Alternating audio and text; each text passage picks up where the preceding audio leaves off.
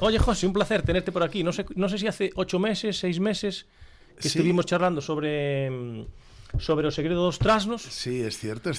Sí, no hará tanto tiempo. Yo creo que menos de medio año. Un poquito antes del verano, ¿no? Sí, o en verano. Sí, porque, correcto, tienes razón. Pasan los meses volando. Pasan los meses volando. Sí. Pues ya tenemos nuevo libro. 2 nuevos libros. Dos nuevos libros. Ha sido un año bastante especial, no porque verdaderamente fuera tremendamente creativo en tiempo y en nuevas ideas, sino porque verdaderamente los 2 libros nuevos que salen esta Navidad, que ya están en abierto para todo el mundo a través del Gobierno de Canarias, pues era un trabajo del año pasado.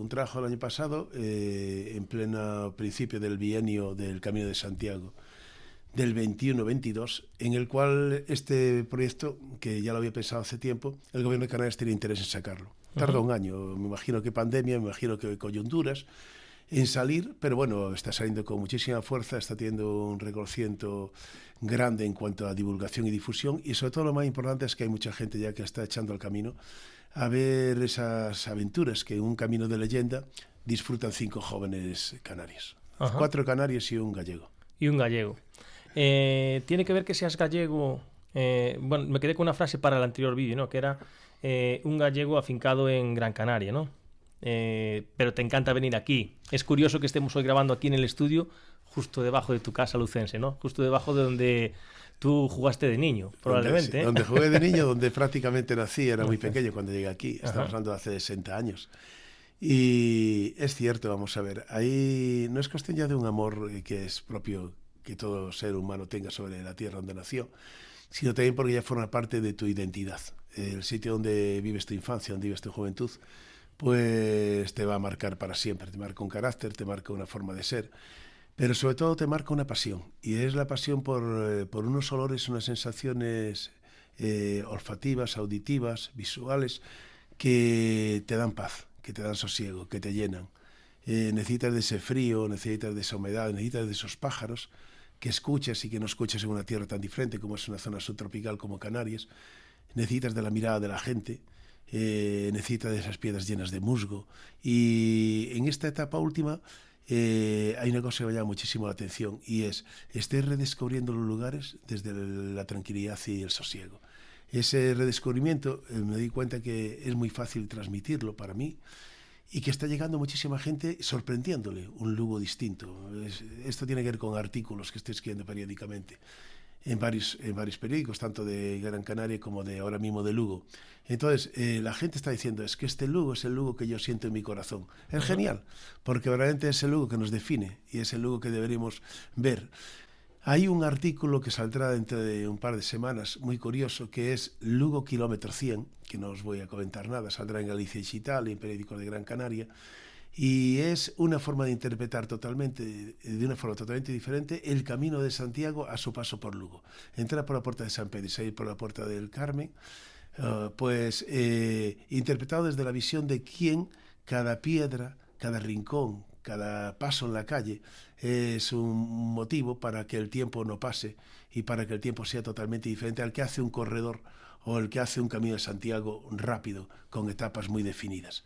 Creo que una de las cosas que mis libros me están llevando es a vivir intensamente el momento, sin tener una finalidad o un objetivo de camino terminado. El camino terminado puede ser el comienzo del puente romano. El camino terminado puede ser en cualquiera de las callejuelas del barrio medieval de Lugo. O el camino terminado puede ser con una persona que encuentras que está esperando en un albergue de peregrinos a que lo abran. Es esencial vivir lo que el camino te oferta, que son personas, son detalles, son elementos arquitectónicos o son elementos visuales que dices tú, ¡joder, qué increíble! Esto no lo había visto nunca. En esa dinámica creo que es conveniente reinterpretar la vida de las personas. A lo mejor también lo dan los años, pero yo creo que no, porque las emociones siguen siendo tan importantes y las pasiones como eran de joven. Entonces no, es el ver que corremos mucho y disfrutamos poco. Qué interesante. Eres embajador de Lugo en Gran Canaria y eres embajador de Gran Canaria en Lugo, ¿no? ¿Tiene que ver que seas gallego con que esté relacionado con el libro, con el Camino de Santiago, con un camino de leyenda, o es casualidad? No, es pasión por la naturaleza, es pura pasión por la naturaleza. Posiblemente si algo hay en los dos libros que he sacado, uno que teóricamente va dedicado a la gente de infantil primaria, pero digo teóricamente, ya te contaré por qué, y el otro estaba dedicado a la gente de secundaria, a la gente del instituto, pero bueno, hasta que sale a la calle. Ahora cuando sale a la calle, las consideraciones, felicitaciones y forma de entender lo que en el libro se expresaba, en los libros se expresaba, me están comentando muchísimos adultos que el libro es para ellos, que tanto el cuento como la narración es dirigido a ellos. Y es que es una de las dinámicas de los escritores que cuesta muchísimo para quien escribe. O sea, aunque haya sido docente toda la vida, tú intentas escribir pensando en jóvenes y no te das cuenta que cualquier adulto es un joven que lo lleva dentro.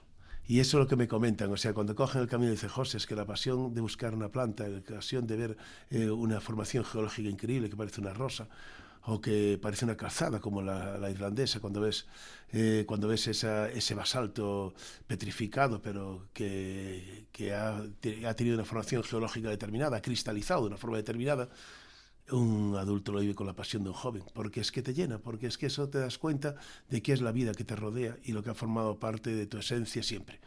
La palabra naturaleza es una palabra que está unida siempre a mi vida, no solamente a los libros, sino a la pasión, a la ecología, a la educación ambiental, a la forma de acercarme a los jóvenes. Y entonces yo creo que es eso, el hecho de estar allá y sacar el camino un camino de leyenda tiene mucho que ver más que de mi origen gallego, sino la pasión por vivir, muchísimo más. Muy bien, cuéntanos exactamente qué es un camino de leyenda. Un camino de leyenda es un recorrido que en la isla de Gran Canaria atraviesa la isla de lado a lado. Es unas sendas que se van uniendo, unas sendas que se intenta que prácticamente no toquen carretera. Siempre, igual que todas las rutas del camino jacobeo que hay en la península, siempre hay carreteras porque hay caminos que han sido transformados en carreteras, sobre todo pistas forestales, pistas agrarias. Pero gran parte del camino en Gran Canaria, que es una gran suerte, yo creo que 2/3 partes del camino son sendas ancestrales, sendas tradicionales ganaderas, sendas tradicionales comerciales y sendas aborígenes. Entonces, por eso tiene un impacto tremendo a la hora de que la gente en el camino se encuentre. No solamente se integre con el entorno, sino que recibe unas energías especiales. Lo que pasa con el Camino de Santiago aquí, pero con mucho menos gente, y eso ayuda muchísimo. Por el Camino de Santiago aquí, posiblemente, si hay algún peregrino haciéndolo ahora, ayer vi uno por la altura de Melide, lloviendo, cargado, pero posiblemente ese hombre estaba haciendo el camino, posiblemente ese hombre estaba disfrutando del camino. En verano, cuando hay 300, 400 personas que se unen unas con otras en un rosario increíble de quien va a un tenderete. Porque es que suena eso. Tenderete es una palabra canaria que tiene que ver con fiesta, ¿no? Quien va a una fiesta, ¿no? No creo que verdaderamente cuando estás perdiendo toda la esencia del camino con la conversación, con la gente, con el encuentro, con estos que te saludan, con estos que te pasan, con estos que corren, con los otros que no corren y gritan, eso no es el camino. Gran Canaria tiene la suerte hasta ahora de que no está masificado y las primeras etapas discurren desde una zona increíble, que es la zona de las dunas de Maspalomas, o una zona de un paraíso dunar, hasta la cumbre. Cuando llegamos a la cumbre estamos en una zona de pinar, una zona de pinar increíble porque se junta con unas montañas que son las montañas sagradas de Gran Canaria, que ya es patrimonio de la humanidad. Entonces ahí ya hay arqueastronomía, relación con los aborígenes, que verdaderamente el mundo de la astronomía era esencial para los cultivos, para las cosechas, para los ciclos de la vida. Hay muchísimo que aprender de las culturas antiguas. Me pasa a mí cuando veo los castros celtas. Se me doy cuenta que posiblemente, no sé si habremos aprendido muchísimo a nivel urbanístico y arquitectónico, cuando ves un castro como Viladonga y te das cuenta que está todo orientado, está protegido de los vientos, está. Y son culturas milenarias. Entonces, ahí me llama la atención porque eso, vas a encontrarte en el camino un montón de historias muy curiosas que te van a hablar sin necesidad de nada. Yo intentaba con estos jóvenes del Camino de Santiago, el Camino de Leyenda, por siente el Camino de Leyenda, porque verdaderamente no es que haya leyendas, sino el Camino de Leyenda lo es un espacio que te permite vivir todos los pisos de vegetación de Canarias, que te permite ver una biodiversidad extraordinaria que se da en pocos lugares del mundo, porque hay que darse cuenta que todas las especies son endémicas, una zona donde se conservan costumbres ancestrales aborígenes, como por ejemplo la transhumancia, de subir los pastos, la gente, el ganado para que paste durante el verano, que es cuando está más fresquito arriba, en la cumbre, y poderlo bajar en invierno, que tienen pasto ya en las laderas y las zonas bajas de la costa. Cómo trabajan el queso, cómo trabaja la leche. Hay una cultura relacionada con un mundo ancestral que se conserva en las zonas rurales, sobre todo en las zonas rurales que están muy escondidas, ¿no? El camino pasa por todas ellas. Si a eso unimos que es una lección de geología impresionante, los volcanes más recientes de Gran Canaria están en el camino. Hay calderas increíbles que la gente, cuando ya no está metido en el entorno volcánico, que es cualquier peninsular que puede ir allá, se da cuenta de que verdaderamente la naturaleza se muestra en todo su esplendor. Y también te habla de la pequeñez del ser humano, que eso es muy importante, que en los caminos seamos capaces de comprender que no somos tan grandes como pensamos. Oye, entonces tú estás planteando el camino como una actitud, más que como un mapa, ¿no? Sí. Como una actitud, o sea, como una sugerencia también de una actitud de cómo caminar en la vida, ¿no? Claro, eso es muy importante, lo que estás comentando. Yo creo que el camino hubo un momento determinado en que una jueza en Las Palmas llevaba a la gente de nivel bajo de pena, sobre todo muchísimos jóvenes, ¿no? Menores, a hacerlo para encontrarse mismo, para encontrarse con los demás, para ser lo importante que es que te posiciones como persona que dependes y debes trabajar con los demás. Y cómo romper esos esquemas que tienes que te llevan a caminos equívocos y que a veces pues después no te permiten salir de ellos. Y el éxito fue enorme, ¿no? Sigue haciéndolo esta jueza, y yo creo que deberíamos hacerlo también con todos los jóvenes de instituto y de primaria, de los últimos ciclos, porque es un camino muy seguro, porque es un camino tranquilo, porque es un camino que la única dificultad que tiene deriva de los desniveles que tienen las islas volcánicas, que hay que subir y bajar, pero no hay que trepar, ni hay que hacer nada de escalada, sino solamente, como decimos nosotros en Gran Canaria, hacerlo al golpito, y al golpito es despacio. Serenamente, cuando estás un poquito cansado, que los jóvenes son incansables, no se cansan nunca, pero cuando estás un poco cansado, pues hay una lección sobre las piñas, hay una lección sobre cómo las piñas son capaces de propagar el fuego, por ejemplo, cuando hay incendios, o cómo se forma un naciente donde hay un naciente de agua, o saber cómo, por ejemplo, hay abrevaderos donde los pastores los conocen todos, porque ahí es donde va a abrevar su ganado cuando no hay agua y hay época de sequía. Entonces, es hacerles ver que la naturaleza siempre nos va a proveer, siempre y cuando sepamos verla y escucharla. Normalmente lo que no sabemos es escucharla, sabemos sobre todo malinterpretarla, casi siempre desde la vanidad de que verdaderamente nosotros tenemos unos estudios que nos permiten jugar con ella. Bueno, las inundaciones, por ejemplo, que saldrán en un momento determinado y que ahora están tan recurrente en los últimos días, y lo acabamos de ver, y con muertos además. Un agente forestal acaba de ver ya en la prensa, muerto por una riada, y año tras año tras año se repiten los mismos esquemas. Y yo creo que una vez ya te lo comenté, o sea, si la costa se lleva una zona de avenida donde no debería estar la avenida, lo que no se puede hacer al año siguiente, volver a poner la misma avenida. Lo hacen en el Mediterráneo año tras año y esperan a que se la vuelvan a llevar. O sea, eso demuestra que el ser humano, aparte de ser tozudo, tiene una ignorancia supina con algo que no puede cambiar. Recuerdo que en la anterior conversación que tuvimos me dijiste algo que me impactó, o charlamos sobre algo que me impactó mucho, que me hizo mucha gracia y tiene que ver con esto, ¿no? Dijimos, nos vamos a cargar el planeta. Dice, ¿qué va, hombre? ¿Cómo nos vamos a? ¿Quiénes somos nosotros para cargarnos el planeta, ¿no? Sí, es que está claro, hay una historia, ya creo que a veces se ve menos en la prensa y en los medios de comunicación, esa imagen catastrófica de que el ser humano es un ser todopoderoso, posiblemente un nuevo Dios engreído que se lo cree, que es capaz de destruir el planeta. Vamos a ver, el planeta, aparte del tiempo que lleva, nosotros, te lo he contado también, viene en uno de mis libros, viene el tiempo efímero que el ser humano lleva en el planeta. Es nada. Estamos en pañales. Y además que nosotros, con respecto a la evolución de la Tierra, desde que se forma la Tierra, nosotros hemos llegado a los últimos segundos del día 31 de diciembre. Estoy leyendo Sapiens, que no sé si sigue la línea que tal, pero justo como estoy muy al principio dice esto, ¿no? O sea, creemos que llevamos aquí un montón, y estamos en pañales, pero hay mucha historia detrás que ya... Sí, Sapiens es un libro de referencia. Yo ya lo he leído un par de veces y ahora que es admirable la capacidad de ese hombre. Akiri, creo que se llama, Akiri. Yural, sí, no sé pronunciarlo. Es israelí. Bueno, la historia es que es cierto. Tenemos que pensar una cosa. Nosotros no tenemos capacidad de destruirlo. No somos capaces de destruir lo que somos capaces de destruir las condiciones de vida para nosotros. Lo estamos haciendo cuando generamos niveles de contaminación que hace que realmente enfermen poblaciones importantes. Dar por hecho como un mal menor ante esta forma de llevar el mundo, pues que mueran, por ejemplo, la noticia más reciente es de ayer, 10.000 personas anuales de frío, que por contaminación en las grandes ciudades, ya no hace falta ir lejos, sino Madrid y Barcelona, haya una cuota de muertes anuales que tenemos que asumir. Entonces, vamos a ver, la dinámica es, si nosotros tenemos problema de frío, si nosotros tenemos problema de hambre, no podemos asumir que en el mundo tengan que morir millones de personas. Habrá que asumir que esa gente debería comer. Es que es alucinante.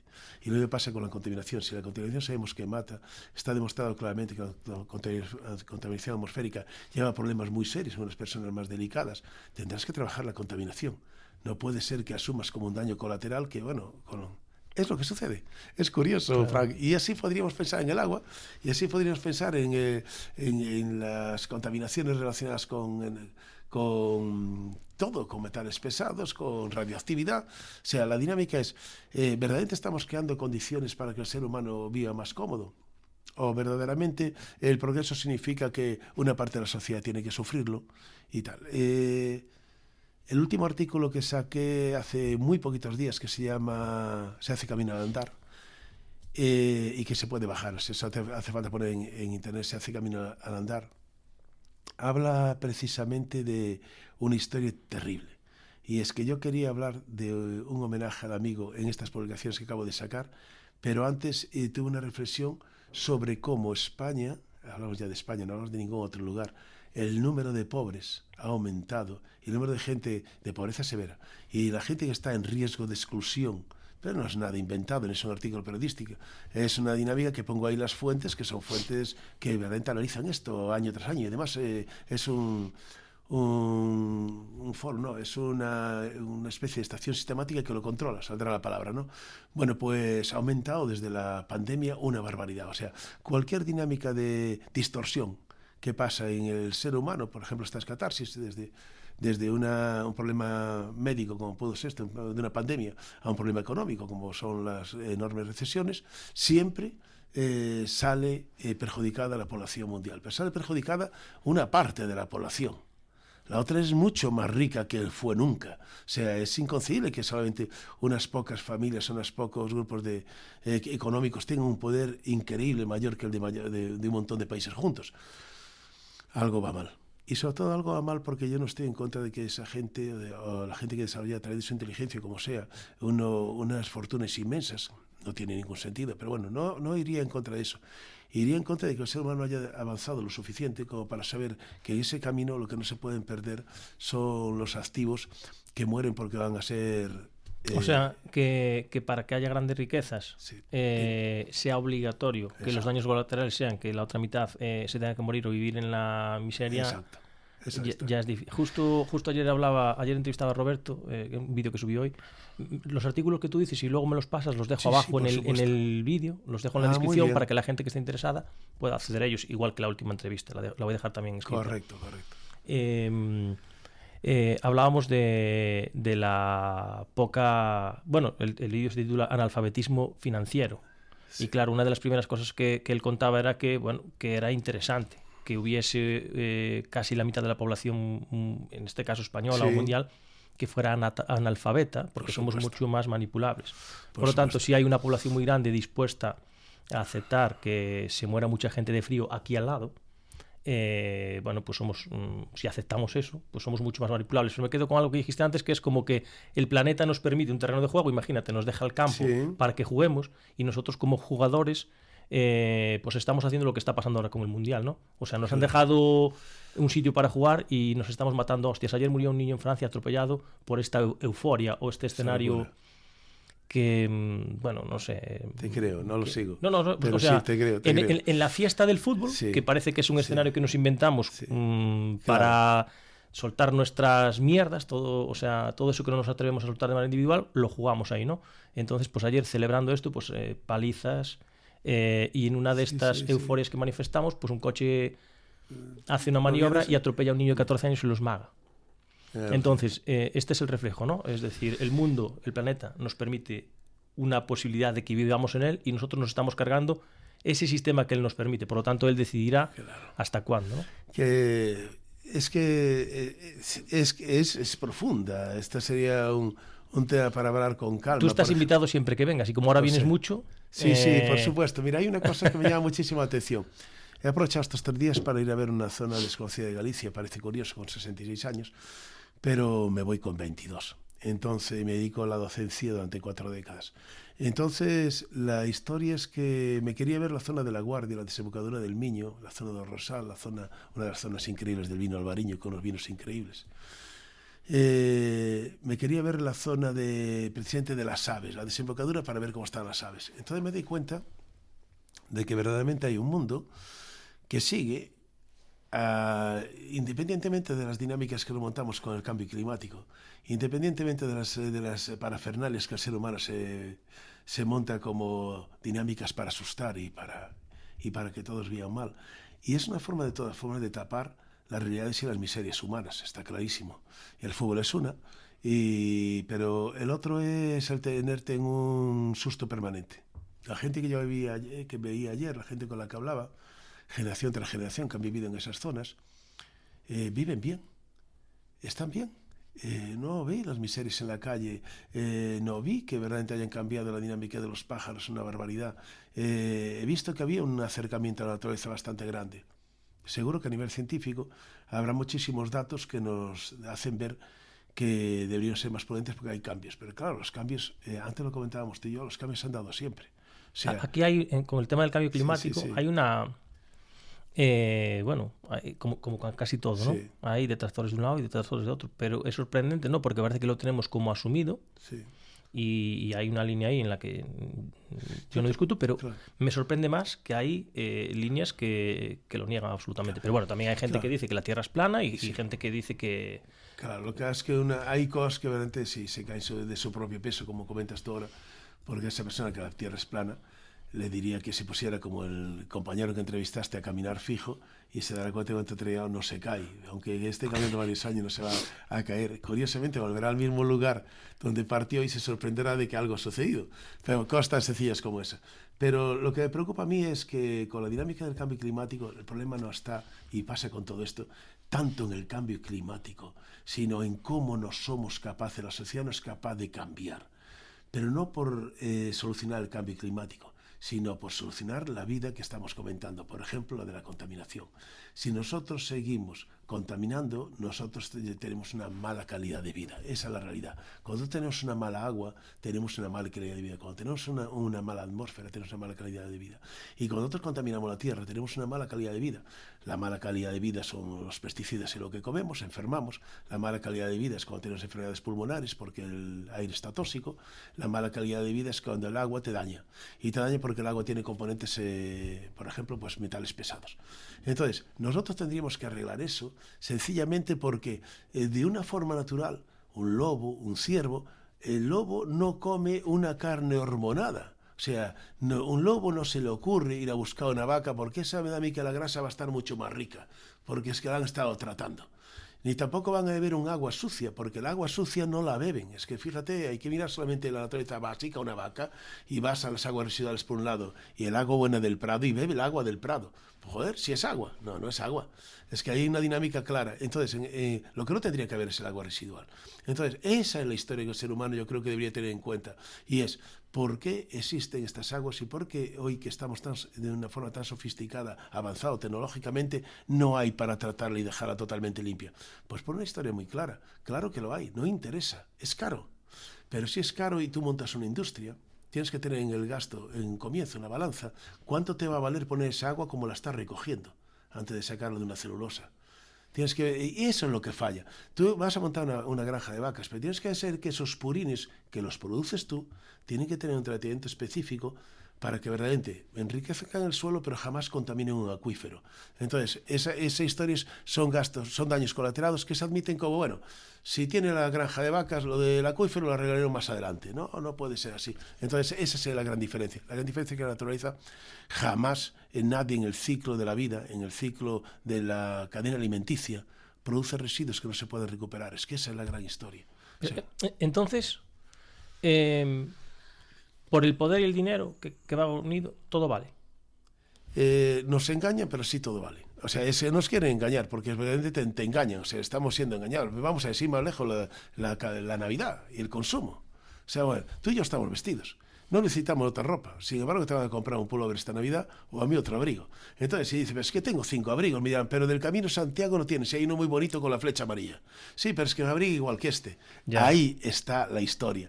La historia está en que verdaderamente el sistema tenemos una resistencia tremenda a cambiarlo. Y eso que hemos tenido una suerte con la pandemia, porque ha habido sus sombras, que son muchas, sobre todo la gran cantidad de muertos. Pero ha habido alguna luz que eran ventanas de oxígeno capaz de hacernos ver que la naturaleza está ahí para poder cambiar en el momento en que el ser humano deje de incidir de una forma tan terrible. Y lo vimos en la presencia de animales en las calles, la presencia de los delfines y ballenas cerca de la costa, una regeneración brutal de los bosques que no se tocaban, de los árboles de las ciudades que no se talaban. Esto lo comentamos tomando un día en café. Vi un documental, creo que fue en Cuarto Milenio o algo así, sobre Chernóbil. O Chernobyl, como se pronuncia. Entonces, llevaba tanto tiempo tan abandonado y tan devastado que la naturaleza había entrado y había especies de animales que no encontraban en entornos y tal, porque habían encontrado allí el nicho donde no los molestaban. Exactamente. Todos se los cargaban. O sea, pero así de especies que... O sea, de repente, como un zoológico de estos brutales donde tenemos todas las especies, la naturaleza había invadido las calles otra vez, había... Entonces, cuando no estemos, al final es esta metáfora, ¿no? El mundo, cuando no estemos, o si le molestamos mucho, pues nos sacará de ahí para seguir la naturaleza. Mira, tú como gran observador de la naturaleza, quería preguntarte lo siguiente. Sé que tú eres un experto en esto porque llevas muchos años dedicados a observar. Observar. Y creo que esta también es una actitud de vida, ¿no? Observar. Y creo que en la naturaleza están todas las claves que como seres humanos necesitamos para saber cómo comportarnos. Hay una persona de una valía extraordinaria. Yo siempre lo he admirado desde la época en que trabajaba con Félix de la Fuente. Se llama Joaquín Araujo. Joaquín Araujo tiene un libro que se llama El arte de contemplar. Y el libro ese del arte de contemplar, que son frases sencillitas, que sea un extraordinario regalo de Navidad para cualquier persona que quiera hacer ver que hay otra forma de caminar por la vida, pues dice claramente esa historia. O sea, la historia es sé uno más en la naturaleza. Si has dañado algo... Si has dañado algo en cierta manera, por ejemplo, con tu uso, con tu casa, con el uso del bosque, la madera, compensa. Tenemos la capacidad de compensar. Un animal o una planta lo va a hacer a través de la reproducción natural, pero un animal no va a poder hacer lo que puedes hacer tú. Y es que tú puedes repoblar, tú puedes ayudar a un bosque a mejorar, tú puedes ayudar a que espacios desertificados puedan tener vida. Bueno, pues esa es la parte que yo creo que nosotros tenemos olvidados. Nosotros la dinámica es que tenemos mucho en el débito con la naturaleza y tenemos muy poco en el haber. O sea, estoy convencido que poca gente en este país puede decir, como dice en las primeras páginas de este hombre, de Joaquín Araujo, que ha plantado tantos árboles como días tiene su vida. Algo así. Estamos hablando de miles y miles y miles de árboles. Y esa es la realidad. Pero además no es tanta la cantidad, porque tampoco son tantos los días que vivimos. O sea, recuerdo que en uno de los artículos que ya te los pasé para colgar, creo que el penúltimo, la historia era que me dio por hacer una historia de un hombre que está reflexionando y sobre los segundos, primero los años que vive, los meses, los días, y llega a los segundos y te das cuenta que verdaderamente vivimos una etapa muy limitada de tiempo. O sea, nos creemos eternamente vivos, que jamás nos morimos, y es mentira, es la gran mentira que tenemos. Y sobre todo es una gran mentira, porque cuando eres consciente de lo que vives, entonces lo vives. Pero cuando no eres consciente, porque elementos vertebradores del entorno, que es muy fuerte, te hacen ver que no pienses en eso, sino, por ejemplo, en consumir, ya está. Claro. O sea, si tú consumes viajes o consumes una casa que tienes que pagar en 30 años, a ti en ese momento ya te han cercenado 30 años de tu vida. La gente no se da cuenta porque dice, coño, pero tengo una casa. No tienes una casa. Primero la casa la estoy en 30 años. Esa es la primera cosa que... Y cuando tengas 30 años, lo que sí tienes es que de 30 años donde la compraste, donde empezaste a comprarla, tienes 60. O sea, eres un anciano con una casa. Es una historia que si uno se pusiera a reflexionar profundamente, con 66 años llevo 6 años de docente jubilado. Una de las cosas más impresionantes del ser humano en la vida es ser dueño de su tiempo. Durante 60 años no lo fui. No lo eres porque estás pendiente de unos estudios, de una formación que es precisa para que en un momento determinado puedas optar, por ejemplo, en este caso, a una plaza de funcionario, de docente. Luego vives con pasión la docencia durante 4 décadas. Pero durante esas 4 décadas estás entregado a esa pasión, a una responsabilidad con los alumnos que tienes y sobre todo a algo que te llena, pero no es tu tiempo. A lo mejor en ese momento te gustaría dar la vuelta al mundo caminando. No lo puedes hacer, jamás. Tienes que supeditarte a unos tiempos determinados. Cuando ahora lo puedes hacer, te das cuenta que no es tarde, porque aún me encuentro muy bien, pero sí te das cuenta que ya no tienes 30 o 40 años para hacer esa vida de bohemia. O sea, puedes ahora elegir lo que tú quieres hacer, pero sobre todo sí te das cuenta de la importancia que tiene ese tiempo que te has dado. Y es el tiempo de decirte, ahora salgo del sistema y ver qué pasa. Pues pasa que vives muy diferente. Pues te permite reflexionar y sobre todo te permite, ya con el conocimiento de una vida, huir de aquello que verdaderamente te quieren vender. Y es escribir. Ahora, por ejemplo, sería genial que viajaras cada 2 o 3 meses. Ahora es el momento de irte a Sudamérica para ver lo que no has visto nunca, o a África. Y entonces es el momento de decir, ¿pero para qué? Si es que Lugo, La Guardia, Gran Canaria, el Camino de Santiago me lo ofertan ya. Y no dependo de que tenga que pagarte ni juntar dinero para pagártelo y tener todo el estrés de un viaje a un sitio donde realmente no lo voy a vivir porque son 5 o 10 días y no voy a vivir nada. Me llevas y me traes a un sitio que no vivo. ¿No crees que eso también forma un poco parte de esta película que nos han contado y que encima ahora temas de redes sociales y tal nos genera como una necesidad de tener que ser guays, por así decirlo, ¿no? Es decir, claro, voy a hacer un viaje de eso, o sea, porque tú lo vives cuando compartes. Si yo me voy mañana al Telde contigo y me presentas a tus amigos y tomamos un café y tomas 2 vasos de vino y acabas compartiendo algo que alguien te cuenta, ahí estás eso viviéndolo. Eso es vivir. Sí. Esa es la manera que tú sugieres en el camino, ¿no? Claro. Sin embargo, si yo me voy a toda hostia, montan el avión, a mí que me estresa volar, boom, ya llego allí, que aún no aterrizo el avión, pero yo no, y boom, voy para aquí, para allá, y me vengo con un montón de fotos chulísimas y las puedo compartir. Entonces, no alimento ese ego, pero luego... Exacto, es verdad. Un camino de leyenda va precisamente de eso. El hecho de que haya un personaje que se llama Santiago, que es medio gallego y medio canario, ahora te explico por qué, porque es primo de Benchara, de una de las chicas canarias, y porque Santiago, necesito meterlo como primo, es hijo de una mujer canaria y un hombre gallego que viven en Santiago de Compostela. Santiago de Compostela es un centro neurálgico tremendamente experiencial para poder vivir el camino. O sea, yo creo que Santiago es el camino, y por una sencilla razón, no porque sea final de etapa y final de periplo, porque hay gente después que lo sigue hasta Fisterra, sino porque Santiago vive los 365 días experiencias de jacobeas. La gente que llega, la gente que pregunta, la gente que come, la gente que mira, todo eso tiene que hacer a santiagués de una forma totalmente diferente. Entonces, para mí este hombre era esencial. Además, te da un conocimiento de algo que define tu ciudad. En este caso es así, ¿no? Entonces, Santiago es interesante porque me encuentro reconocido en Santiago. Es que la novela hay que leerla para que vea la gente que yo estoy en casi todas las novelas. Me reconozco en él porque tiene un tremendo interés por aprender. O sea, es un hombre con ansia de conocimiento brutal. Como joven que es, 14, 15 años, es una etapa increíble. Está en esa isla que va de vacaciones, porque va a estar en la casa de su tía y de su prima, y todo lo que ve es totalmente diferente a lo que ve en Galicia. Entonces las plantas la apasionan, los animales la apasionan, los volcanes la apasionan. Pero él tiene consigo una carga muy importante, y es la carga de que es gallego, y como gallego vive el mundo de las leyendas, vive el mundo de la Santa Compaña, vive el mundo de los aparecidos, vive el mundo de las meigas. Entonces, a mí me permite que más allá de lo que los chicos que viven con él canarios, que viven el camino como un lugar agradable, acogedor, un tiempo increíble, playas, porque empiezan bañándose en la playa de Maspalomas. Más allá de eso y digamos la vida casi epicureísta que te dan estos paisajes de leyenda, que son los paisajes que vemos siempre en el trópico, las islas perdidas, que a fin de cuentas Gran Canaria es eso, ¿no? Una vida que se pasa muy rápido si te fijas que puede vivir muy cómodo en un clima muy cómodo. Va a aparecer Santiago, donde cuenta cuentos y donde habla de aparecidos y donde verdaderamente hay unas leyendas relacionadas con el mundo celta donde procede.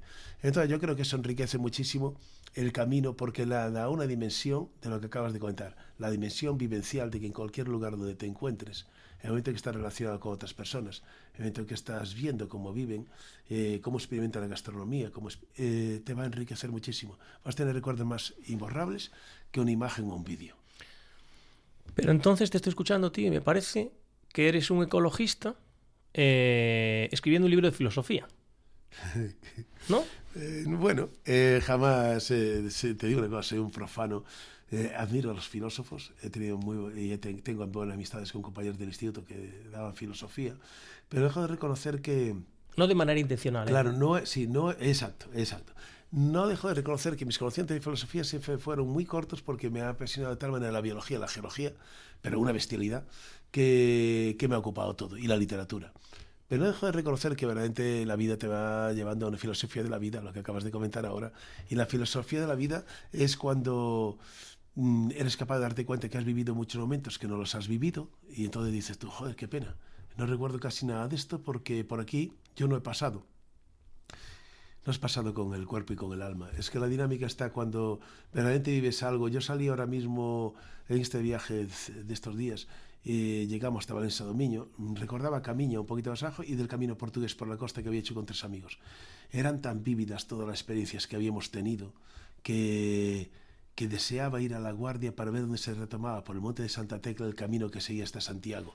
Era como, fue hace 4 o 5 años o 6, y era como si fuera ayer.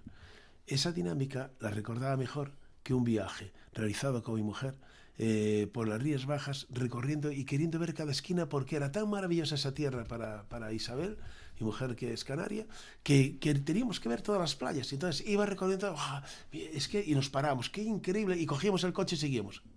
Ahora mismo reconocíamos los dos que de ese viaje hace 40 años no recordábamos nada.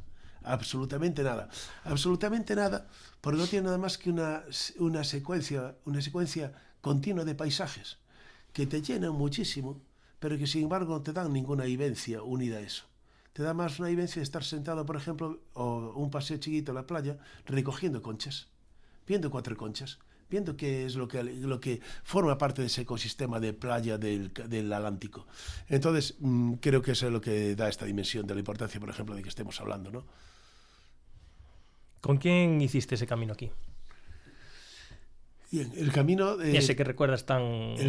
Pues mira, eso lo hice con 3 amigos y uno murió. Y el amigo era mi amigo del alma. De hecho, en el artículo que pondré ahora de la prensa, que salió ayer, en La Provincia, pues habla de esa referencia. O sea, es muy curioso que mi camino de leyenda, el que está siendo un referente ahora para hacer el camino, empiece con un niño que se llama Itami, que le dice a su pandilla, un día cualquiera, como si fueran a tomar vinos, pero allí en vez de tomar vino van a jugar a la playa dando 4 patadas al balón de fútbol, o se ponen sentados con un clima increíble, ¿no? Y Itami le dice, acabo de leer un libro, estoy leyendo un libro, en el cual hay un camino que atraviesa la isla de Gran Canaria y que me tiene enganchado. ¿Por qué no lo hacemos? Y los amigos se quedan diciendo, un camino.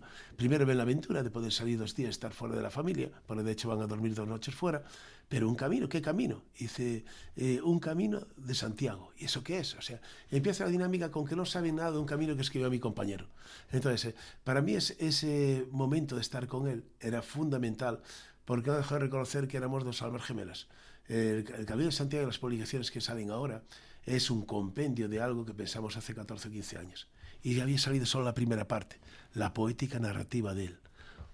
Las vivencias habían sido tan grandes en el camino, las 2 veces o 3 veces que lo hicimos juntos, que él dice, José, yo hasta tengo que publicarlo. Y en ese momento, que íbamos a hacer un proyecto conjunto literario común, todo lo que yo quería aportar, que eran itinerarios, sendas, actividades para infantil, primaria y secundaria, no podía porque llevaba el programa de educación del gobierno de Canarias en todo el archipiélago. No tenía horas el día para poder trabajar cuando trabajaba en todas las islas.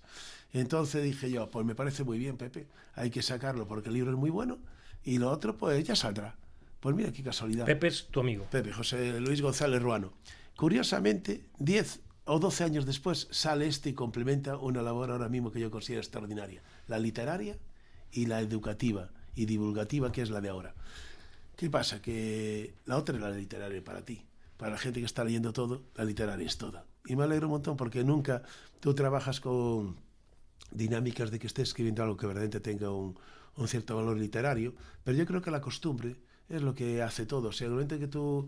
El chico que caminaba, que el vídeo que oí yo, Óscar. a él no le da importancia, Óscar, a lo que hace. A mí me parece asombroso. Y entonces es tan asombroso que personas como yo lo admiran solamente por verlo ahí. O sea, lo admiro porque creo que es increíble su labor, increíble su fuerza de voluntad e increíble además lo que lo mueve, que no son retos personales, sino son darse a los demás. Eso es alucinante. Yo lo tenía aquí apuntado, pero te has ido tú solo esto, ¿no? La pregunta era un poco perra y luego ya tú si quieres Sí, lo publicamos. me encantan si no, las preguntas perras. Si no lo publicamos y si no. A Óscar le pregunté quién le acompañaba en su carrera, en su camino, y le acompañaba a su hermano que había fallecido, ¿no? Y recordando cierta conversación contigo en la costa, tomándonos una cerveza después de grabar, Sí. Hablaste de Pepe. Mi sensación, bueno, te lo pregunto, este es tu homenaje a él. No, es muy interesante la pregunta, pero te la voy a contar con todo el corazón y no es ninguna pregunta, pero es una pregunta muy bonita. Es importante en la vida saber que los momentos vividos deben formar parte de ti, pero jamás deben ser algo que verdaderamente te llegue a lastrar. Lo digo en el buen sentido y con muchísimo respeto a Óscar. Que te deban lastrar en el crecimiento que tú vas a tener como persona, porque tú sí sigues vivo. Es muy duro, parece que lo hablo con palabras muy duras, pero no es así, lo he hablado con la familia, es la realidad. La vida sin la muerte no tiene sentido. Lo he hablado con la familia de Pepe. Entonces, Pepe a mí me ha regalado, y el hermano de Óscar también, nos ha regalado una vida intensísima en un momento determinado, que la podíamos aprovechar todo lo que podíamos aprovecharla y... Por cierto, gran parte, otra parte no. Hay viajes que íbamos a hacer y que él los hacía porque era un viajero empedernido y yo no iba con él. Las situaciones son miles, son familiares, son de trabajo, son de dinero. O sea, yo no me puedo ir al otro lado a nadar entre tiburones a Australia porque es un montón de dinero que no se lo puedo quitar a la familia, aunque puedes hacerlo, porque no debes hacerlo. ¿Qué pasa? Pero no es importante el pensar lo que no hicimos, sino es muy importante pensar en lo que hemos vivido. Entonces, esa parte que se vio con Pepe estaría orgullosísimo ahora de ver la dimensión que ha cogido una obra que él inició y que su amigo José Manuel la acaba de completar porque lo tenía en la cabeza de toda la vida. Él sabía de qué iba esto, lo sabía y le parecía interesantísimo. Pero era un mundo educativo que ya llegaría, que José Manuel tenía otros ritmos y entonces en aquel momento sale aquello. Y entonces ahora no es eso, es como todo lo que hay en estas novelas que hemos encima de la mesa. En todas hay un guiño a que todo está relacionado en esta vida. Es una pasada. Yo pienso en Kayak, y en Kayak, que es un hombre que se va a buscar a sí mismo, y en un momento determinado se da cuenta que lo más importante al final de la novela es verdaderamente vivir en esa comunión que con el mar tiene a través de la piragua. Te vienes después al Secreto de los Trasnos, la novela presentada hace 6 meses, y curiosamente el tío que tiene otra parafernalia en su cabeza, que es salvar todas las rías del mundo, y empieza con las del Cantábrico, un loco que se llama Fisterra. Y un loco que se llama Fisterra, que a mí me interesa que se llame Fisterra, porque Fisterra es un promontorio duro, que está enfrentado al océano, y el océano da, y el promontorio sigue. Y estará ahí decenas, centenas de miles de años. ¿Podrá algún día ser vencido? Claro, como todas las fuerzas de la naturaleza que están en conjunción continuamente. O sea, el mar lucha y la tierra crea. Pero eso funciona así. Pero Fisterra es el personaje duro y cuando Fisterra está enfrentándose a un mundo tremendo que va a ser conservar todas esas rías bellísimas que tiene el Atlántico, empezando desde la zona de la ría del Iris y empezar todas esas rías del norte. Bueno, pues hay una cosa muy importante y es que está sentado en una playa, creo que es en la altura de las islas, son las Isargas. Y en las Isargas ve a un tío en la playa, en invierno, arranchando una piragua, metiendo agua, botellas de agua, comida, tapándola, cerrándola, y se quedas sorprendidísimo, como si vemos en otro un pingüino. Y va a hablar con él, y es el personaje de Kayak, que está dándole la vuelta al mundo en islas. Se da cuenta que es el único sitio, pero está con su compañera, que su compañera es de origen gallego y que se llama Sabela. Es alucinante porque es que le dice, ¿y qué dedicas tú? Dice, pues a salvar rías. Y el otro le dice, poco serio, pues casi hacemos lo mismo. Dice, yo me dedico a salvar islas. Y dice algo así, dice el primero, pues somos dos Quijotes en este mundo de incomprendidos. Exactamente. Pasa lo mismo con la dinámica de Ruano. Y cuando cojo este libro es que le llega al corazón, como llega cualquier libro de cualquier autor, le llega al corazón a un chaval que dice, joder, este camino lo quiero hacer, me encanta, voy a hablar con mis amigos. Qué bonito, porque en el momento en que tú eres capaz de coger y pensar en los compañeros de tu pandilla, para decir, vamos a vivir una aventura que para mí se me antoja muy interesante, y lo es, pues estás viendo que a través de algo que te ha dado alguien, y ese alguien podía ser cualquier premio Nobel de literatura, pero no quise coger a José Luis. Esa es la historia. Se podía empezar con cualquier frase de cualquiera, de todo lo que has tú leído, pero te das cuenta que la frase con quien debes empezar es alguien que no te acompaña en el corazón y en toda la historia es como alguien que está ausente, sino como alguien que forma parte de tu vida, te ayudó a crecer. Eso es fundamental, a crecer. Entonces, claro que está ahí. De hecho voy a contar en primicia una cosita pequeñita. Posiblemente el libro siguiente que salga, no tengo promotores, no he mirado nada, solamente estoy acabándolo de leer por última vez. Es un libro que lleva dormido desde que este hombre, Pepe, muere en el 2020. En el 2020 hay dos cosas que me permiten hacer una catarsis brutal y homenajearlo, en cierta manera, al amigo que se me va. Uno es una crítica literaria a todos sus libros, una crítica literaria que nadie más hizo y es de una producción increíblemente buena. No es muy larga, pero es muy buena. Y entonces todo eso forma parte de un libro. De hecho, el orgullo más grande para mí es que me lo ha pedido la familia, y en el momento que yo acabé todo querían todos esos artículos, porque esos artículos es la pasión de un encuentro de un amigo con otro que sabe por qué escribía cada libro, cómo lo escribía y en qué fuente estaba inspirado. Eso es increíble, porque es que eso no lo puede hacer nadie. Eso lo puede hacer un crítico literario de universidad, eso lo puede hacer una persona que convivió con él. Ha vivido. Eso va a quedar para siempre. Entonces, una parte era esa, ¿no? Lo de la crítica. Y la segunda fue que yo, callado y en silencio, necesitaba hacer el último viaje con él. Esa novela que posiblemente salga, porque ahora creo que es el momento. O sea, me costó mucho 2 años de interiorismo, de intimidad, de si eso era procedido, debía quedármelo para siempre yo y nada más, en la intimidad. Es un viaje por el camino que hemos recorrido muchísimas veces, que es la costa de Telde. La costa del municipio donde vivo es una costa que tiene como 15 playas. 15 playas en 20 kilómetros, es una verdadera locura. Entonces, tiene tubos volcánicos, tiene una riqueza bestial y es posiblemente una zona que yo conocía con una profundidad tremenda.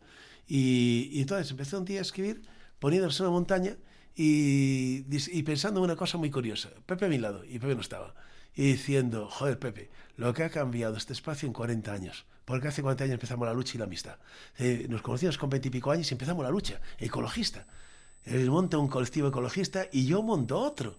Es una historia muy curiosa. Y entonces en esa dinámica empiezo a escribir, porque es una forma de pasármelo tranquilo, y empiezo a darme cuenta que aquello tiene una historia increíble, que es el poner en valor una costa que está muy cerca de Las Palmas de Gran Canaria, una ciudad de casi 500.000 habitantes, y en segundo lugar, el poder dar el último viaje con él y después poder decir en cierta manera, bueno, Pepe, y de hecho se despide al final, hay una historia muy bonita al final, y dice, bueno, pues Pepe, tengo que seguir, o sea, tengo que seguir con la historia de la vida, tengo que seguir con la historia de la vida de cara a los demás y con la historia de mi vida.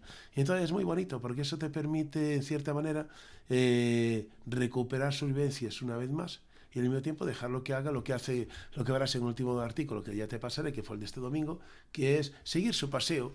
Para los que tenemos una imaginación, seguir su paseo por las estrellas. O sea, vamos a ver por qué tenemos que pensar que todo desaparece y por qué tenemos que pensar que todos vamos a un cielo o un infierno, o vamos al reino de las Valquirias para tener mujeres alrededor y ver como cosacos. A lo mejor solamente hay un camino eterno en el cual el alma está pasando eso como Dios. Desaparece este cuerpo y punto. Exactamente, nada más el cuerpo. Y entonces esa esencia la que a mí me encanta pensar que si somos parte de algo que, más allá de la trascendencia religiosa, que no me gusta nada, tiene que ver con la trascendencia humana de los seres vivos que te han conocido. y que son capaces de un momento determinado o que te van a conocer. Porque pienso yo en la tercera edición que puede tener, por ejemplo, el mensaje del jefe indio Sius en mí, cuando comentaba claramente desde la ignorancia que se suponía a los indígenas, que hay que tener tela, decía: nosotros, el hombre es parte de la tierra. Es acojonante. Lo que le hagamos a la tierra se lo estamos haciendo cada uno de nosotros. Por eso, unas palabras como esas no se han oído hasta ahora a ningún premio Nobel decirle con ese nivel. Y era un indígena. Esa es la historia. O sea, pero era un indígena que tiene una comunión absoluta con la tierra que le daba la vida, que le proveía de bisontes, que le proveía de agua, que le proveía de lo que necesitaba para ser feliz. Porque el resto, que eran las diferentes conceptos biológicos que están relacionados con el ser humano, como reproducirse, como comer, como reír, como llorar, como amar, ya los tenía. Eso lo tenía como especie. Todo lo demás se lo daba una naturaleza virgen, joder. Virgen. Es alucinante.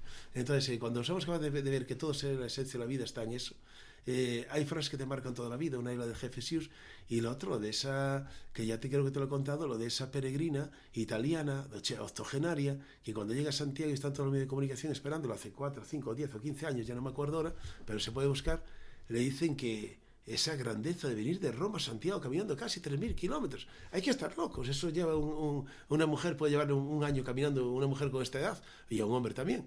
Y le preguntan y le dicen: ¿cómo pudo usted hacer esta proeza? Claro, te esperas ya palabras grandilocuentes. Y dice: mire, y se pone de pie y dice: primero un paso y luego otro. Se acabó, no dijo nada más.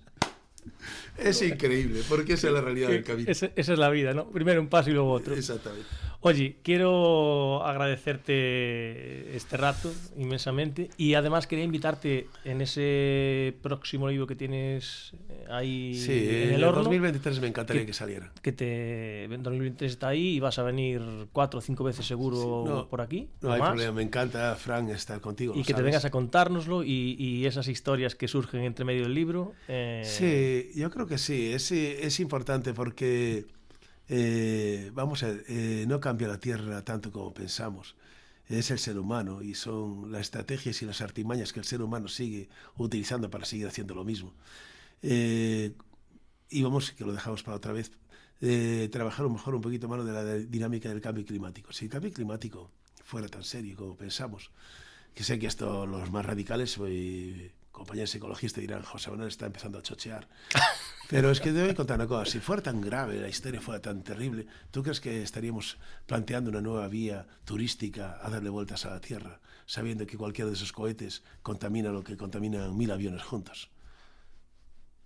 O sea, pero estamos locos. Estas son las preguntas, o sea, que estamos tenemos que locos. hacernos, ¿no? En el momento en que hay una historia que sabes que eso va a contaminar de una forma más brutal que un montón de cientos de miles de coches en este momento en el planeta, si el ser humano realmente tuviera una dinámica de ser drástico, decir: ¿qué coño vamos a llevar a gente para dar una vuelta y ver de afuera que la esfera es azul y bajarla porque tiene millones de dólares? Que no pueden ir. No pueden ir. ¿Por qué? Porque hay una atmósfera común de todos los seres vivos del planeta y esa atmósfera está bastante trillada. O sea, lo que habrá que ver es racionalizar en los viajes qué es lo que no debería hacerse, por el simple placer de coger un... Y ese es un ejemplo como puede ser otro. Es curioso que el 90%, el 95% de los coches que se mueven en Gran Canaria, en la isla donde vivo, vayan con una persona sola. Tenemos la ratio más grande, yo creo que de vehículos de toda Europa por kilómetro cuadrado. Es una bestialidad. Las respuestas son nuevas carreteras, como ha sido siempre, sabiendo que eso no sirve para nada y agotas el espacio. Y sin embargo no lo es una cosa tan sencilla, porque es así de claro. Lo que puedo decir parece radical, pero es así de claro. El coche es de la persona que va dentro. Entonces, es su responsabilidad que vaya solo y que esté contaminando a todos los demás. Bueno, pues usted tiene un impuesto especial de un 500%. ¿Por qué? Porque a usted no estamos prohibiendo viajar. Hay unas guaguas, tanto masivas como eléctricas, que le llevan de una forma igual, pero no me llevan hasta la puerta de su apartamento. Por eso, si usted quiere ir a su apartamento hasta la puerta o a su trabajo hasta la puerta, paga 500 veces más de contaminación. Y usted puede llevar el coche. Ya veréis como la mayor parte de la gente, cuando hace cuentas, dices que ni de coña. Lo que es que hasta ahora la contaminación es gratuita. Es que el gran problema que tenemos con el ser humano es que contaminar es gratis, es así de claro. Parece que lo que digo es aberrante y no es cierto, es verdad, es gratis. Entonces, una vez recuerdo una palabra de mi cuñado Sergio, que le encanta caminar y coger la guagua, no tiene de hecho carnet y no quiere conducir en coche, y comentaba: ¿cómo a mí no se me gratifica que mi huella ecológica sea tan buena? Pues claro que tiene razón. O sea, pues él está teniendo una huella que no afecta a los demás y todos los que de una forma inconsciente lo está, porque nadie les recuerda la conciencia de que realmente están contaminando, los demás están haciéndole daño a él. Sin embargo, él no va a cobrar nada y los otros no van a pagar nada. Y yo creo que esa es una de las cositas que tendríamos que plantearnos con calma. O sea, tu huella ecológica es perniciosa, vas a pagarlo tú solo.